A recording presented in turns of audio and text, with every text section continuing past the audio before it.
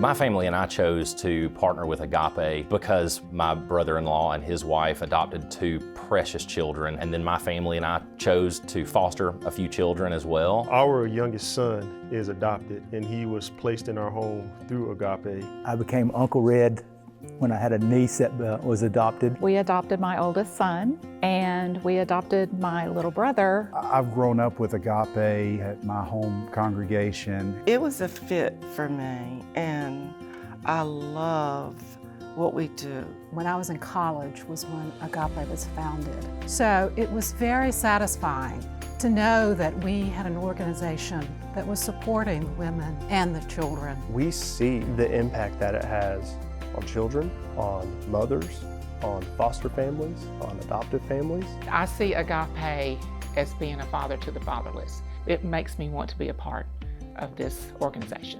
I think it's important for people to understand the commitment that Agape has to strengthening families, which in turn strengthens our community.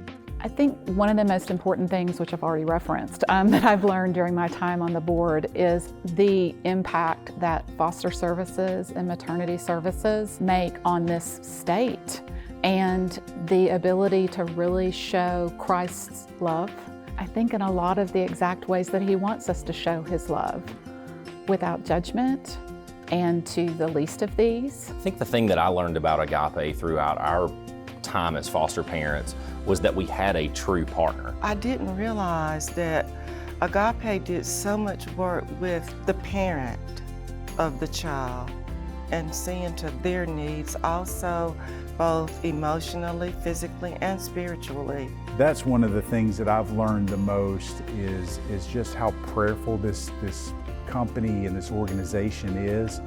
They don't make any decisions without going to God first. I think what has stood out to me the most about Agape staff is their dedication and their passion. It is not just an occupation, it's a labor of love. Our current team is very committed to good stewardship, as well as building an environment where the staff committed to the mission, but also committed to each other's well-being. What the foster families do here, what the workers and social workers do here, they identify those children as being treasured. Because without knowing your worth, especially your worth in the Lord and what He's done for us, where's the hope? Where is it then? And I think that's a huge thing that our staff excels in, is getting to know that person and letting them know that they're loved and that they do matter. They are treasured. Go back to a time in your childhood and think about all the fun you had, all the kind things that happened to you, how you were taken care of. Think about a child not having that.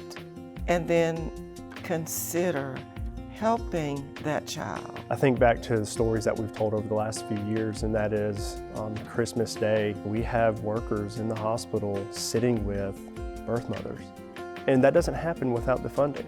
What the money does for the organization is it allows Jesus to be shown in a very, very real and physical way to people who know nothing about Him.